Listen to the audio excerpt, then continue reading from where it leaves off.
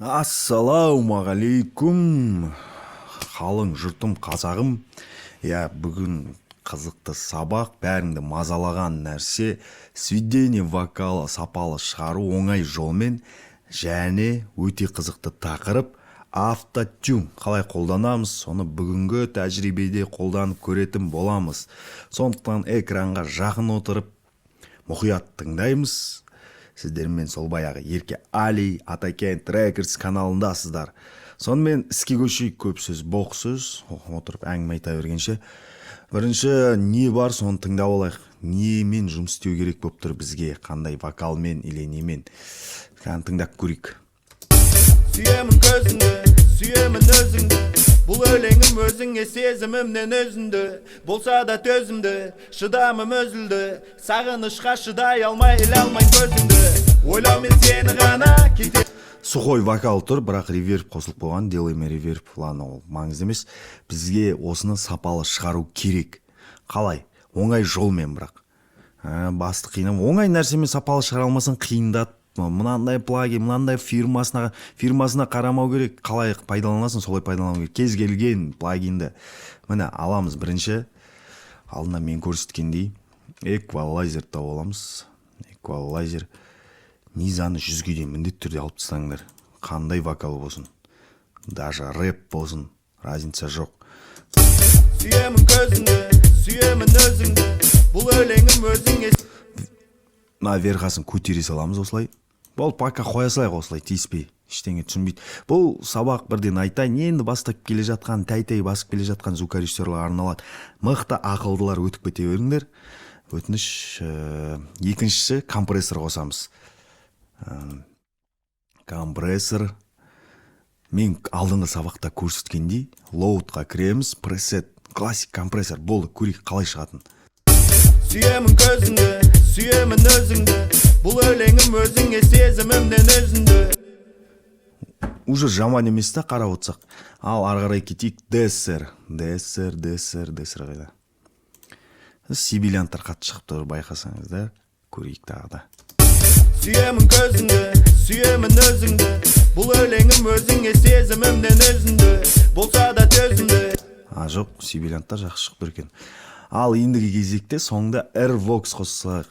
Airvoxқа барамыз да, егер қалай қолданамыз, қаншалықты қоямыз деген білмей жатсақ, бұл жерде де пресет қолдануға болады. 4-ақ плагин не бәрі, ито оны үшеуі қатты жұмыс істеп тұр, десер андасында қатты сибилян шыққан кез. 25 комп no gate деп қоя салу керек. Болды. Минус 11-ге аппарат. Сүйемін көзіңді, сүйемін өзіңді. Опана да осы өте қатты шығып бітті. Сондықтан гейнмен басып көрейік даусын. Сүйемін көзіңді, сүйемін өзіңді, бұл өлеңім өзіңе сезімімнен өзіңді, болса да төзімді, шыдамым өзілді, сағынышқа шыдай алмай алмайын көзіңді, ойлаумен сені ғана кетеді таңым атас. Өне болды. Жалпы ештеңе түсінбейтін болсаңдар, ештеңе істей алмайтын болсаңдар, сведениеден осылай қолдана салыңдар. Дым қиындығы жоқ. Барасындар да низаны кесіп салыңдар 100-ге дейін. Верханы кішкене көтеріңдер, 10.000К-да, 10К деп тұрғаны верханы көтеріңдер, болды. Кішкене дауыс ашылады, бубнеж алынады низас. Ештеңе білмейсіңдер еткенсіңдер. Сондықтан үстімен наған келесіңдер да классик компрессор қоя саласыңдар, болды. Дессерге келесіңдер да минус 20-ға қоя салыңдар, болды. Басқа ештеңе керек емес. Тіпті мынаны кішкентай бала да түсініп алады, шыны керек бар ғой. Дым қиындығы жоқ деп ойлаймын. Сосын Airvox жаңағыдай. Лоудқа апардың 25-ке қойдың, мен 11-ге кетті. Ең гейнмен даусын қатты ма, жай ма өзің көресің енді. Ол жағын. Құлақпен тыңда, бастысы болды. Сүйемін көзіңді, сүйемін өзіңді, бұл өлеңім өзіңе сезімімнен өзіңді, болса да төзімді, шыдамым өзілді, сағынышқа шыдай алмай алмайын көзіңді. Енді ең қызық жеріне келдік, автотюнді қалай қолданамыз. Автотюнда, менде 2 автотюн бар негізі. Обычный автотюндар ешқандай мықты, ойбай, нандай фирмадан деп айтпаймын. Кәдімгі спокойно кез келген автотюнды ашамыз, ешқандай қиындығы жоқ. Өлеңің автотюнды қалай қолданамыз біріншіден. Өлең егер көңілді болса, мажорды қоямыз. Түсіндіңдер ғой? Мажор. Минор емес, мажор, көңілді өлеңге. Оны білетіндер бар, білмейтіндер бар. Потому что слухпен жұмыс істейтіндер строго көңілді өлең болса мажорды қоямыз. Көңілсіз өлең болса, андай мұңды, жаңа жылайтын, жылаңқы өлең болса минорды қоямыз. Түсіндік қой, мажорды қоямыз. Біздің өлең көңілді болып тұр қазір. Сосын барып тексеріп көре береміз былайынан. Б-дан бастайық, қайсысы дұрыс екен көреміз соңында. Сүйемін көзіңді, сүйемін өзің. Көрдің ба, келмей тұр. Келесі вариантты көреміз, Б-флат. Сүйемін көзіңді. Келмейді, бірден басталғаннан слухпен біле беру керек. А-ға қоямыз. Сүйемін көзіңді, сүйемін өзіңді. Келмейді, келесісіне кете береміз. Дәл қазір мен сіздерге автотюнді қалай қолдану кереккен көрсетіп жатырмын. Егер нота, не түсінбейтін болсаңыздар, былай қолданамыз. Рэперлер былай қолданамыз. Сүйемін көзіңді, сүйемін. Келмейді, короче. Сүйемін көзіңді. Жоқ, көрек. Сүйемін көзіңді, сүйемін өзіңді. Бұл өлеңім өзіңе сезімімнен өзіңді. Болса да Міне таптық, міне осылай табасыңдар. Автотюнды қалай қой, көбісі қисық қоқып қояды, вообще бір жағына қарай кетіп атады. Ол енді автотюн білмейтіндерге арналған ғой, короче. Білетіндер енді мәз болып отыра берсін, білеміз, о, молодец, базарын ет. Давай, дальше көрейік. Сүйемін көзіңді. Орташаға қойған, слишком электронный болып тұр, енді мына өлең енді андай. New school бірдеңе емес қой, просто попса, регги, әшейін. Сондықтан автотюнды аз қою керек, желательно. Сүйемін көзіңді, сүйемін өзіңді. Бұл өлеңім өзіңе сезімімнен өзіңді. Болса да төзімді, шыдамым өзілді. Сағынышқа шыдай алмай, іле алмайын көзіңді. Ойлаумен сені ғана кетеді таңым ата.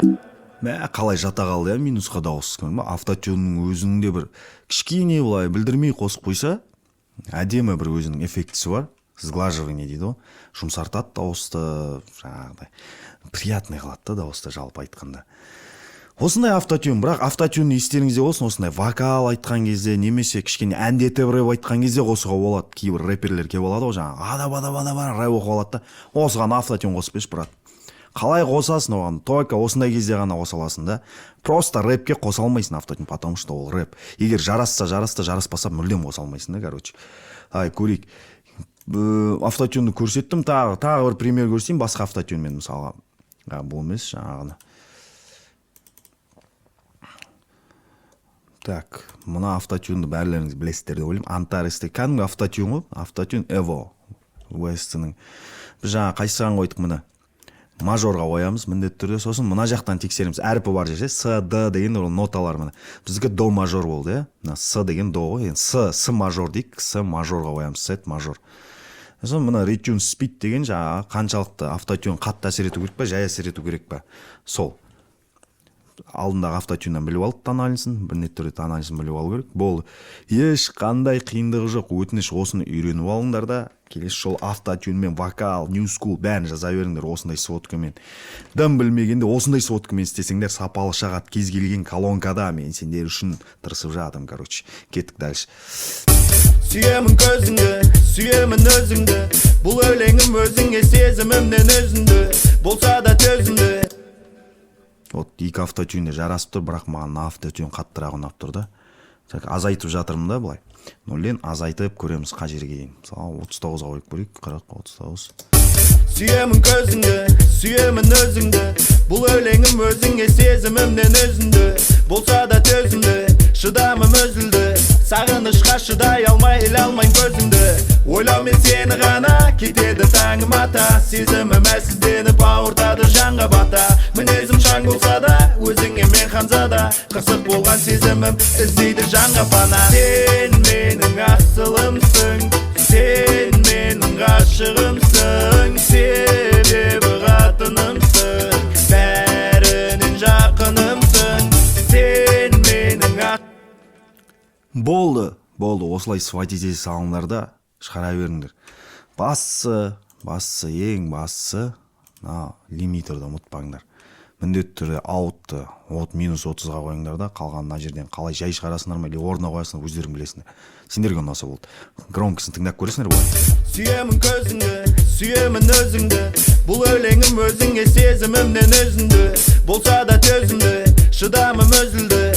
сагынышка шыдай алмай иле алмайм көзүңдү. Ойлоо мен сени гана кетеди таңым ата. Сезимим эле башталды нагыз өмүр шынында. Жете аламызбы биз экөөбүз жетистиктин шыңына? Болды, автотюн қатты білінбейді, әдемі шығып тұр. Дауыс. Автотюнды андеграунд рэптерге қоса алмайсың. Old school қиынырақ. New school кішкене әндетеді ғой, әндеткен кезде автотюн қосуға болады, смело. Мен жаңа жолдарын көрсеттім, қайттан дұрыстап қарап түсініп ал, өте оңай. Тым қиындығы жоқ. Так что бәрлеріңе сәттілік, осылай сведение жасаңдар, тым білмесеңдер, осының өзі жетіп артылып жатыр. Бұл фундамент, бірден айтайын, сен 100% звукорежиссер болып кеткен жоқсың. Бұл фундаментін қалыптастыра бер, болашақта түсіне жатасың, қалғандарын оңайырақ түсінесің, осыларды түсініп алсаң. Осымен көп практиковать етсең. Сол, бүгіндікке осы, сендермен болған Ерке Али. Сау саламатта болыңдар, жігіттер, қыздар, аман болыңдар.